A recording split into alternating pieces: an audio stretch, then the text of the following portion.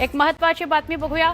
पिंपरी चिंचवड महापालिकेची आगामी निवडणूक थेट वर्ल्ड बँकेपर्यंत पोहोचली आहे। शरद पवारांच्या पक्षाचे मुख्य प्रवक्ते माधव पाटील यांना निवडणुकीमध्ये महिलांना थेट आर्थिक मदत करायची आहे आणि त्याकरता त्यांनी वर्ल्ड बँकेकडे 30 कोटींच्या कर्जाची मागणी केलेली आहे। दरम्यान यावर भाजपचे इच्छुक उमेदवार आणि ओबीसी मोर्चाच्या वीणा सोनवलकर यांनी टीका केली आहे। शरदचंद्र पवार राष्ट्रवादी काँग्रेसच्या प्रवक्त्यांना बिहारमधील रेवडी आणि राज्यातील लाडकी बहीण योजनेचा पुळका आला असेल तर त्यांच्या सरकारच्या काळात अशा योजना ते का राबवू शकले नाहीत, असा सवाल वीणा सोनवलकर यांनी विचारला आहे।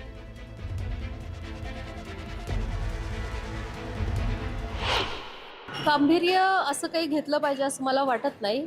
आत्ता नुकतंच बिहारच्या निवडणुकांचा निकाल लागलाय। पिंपरी चिंचवड महानगरपालिकेमध्ये ते इच्छुक असतील, त्यांचा हा नक्कीच सवंग लोकप्रियतेसाठी केलेला हा स्टंट असू शकतो आणि त्यासाठीच ते करत आहेत।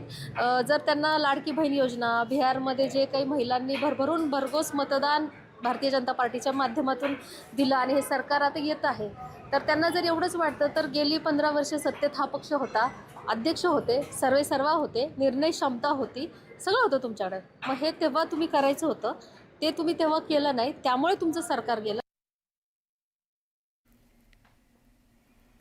अजून एक महत्त्वाची बातमी आपण बघणार आहोत। नागपूरची बातमी आहे। नागपूर महानगरपालिकेच्या सार्वत्रिक निवडणुकांकरता आज प्रारूप मतदार यादी जाहीर होणार आहे। विधानसभेच्या 1 जुलै 2025च्या मतदार यादीवर ही यादी आधारित असणार आहे। 27 नोव्हेंबरपर्यंत ही यादी मनपाच्या झोन कार्यालयामध्ये तसंच मनपाच्या संकेतस्थळावर उपलब्ध राहणार आहे। नागपूर महापालिका निवडणुकीच्या प्रशासकीय कामाला वेग आलेला आहे। प्रशासकीय पातळीवर हा वेग आलेला बघायला मिळतोय।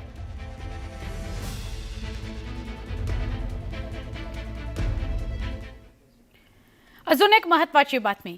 राष्ट्रीय महामार्गावरील नवले पूल परिसरातील अपघात रोखण्याकरता पुण्याचे खासदार आणि राज्यमंत्री म्हणजे केंद्रीय राज्यमंत्री मुरलीधर मोहोळ यांनी नितीन गडकरींची भेट घेतली।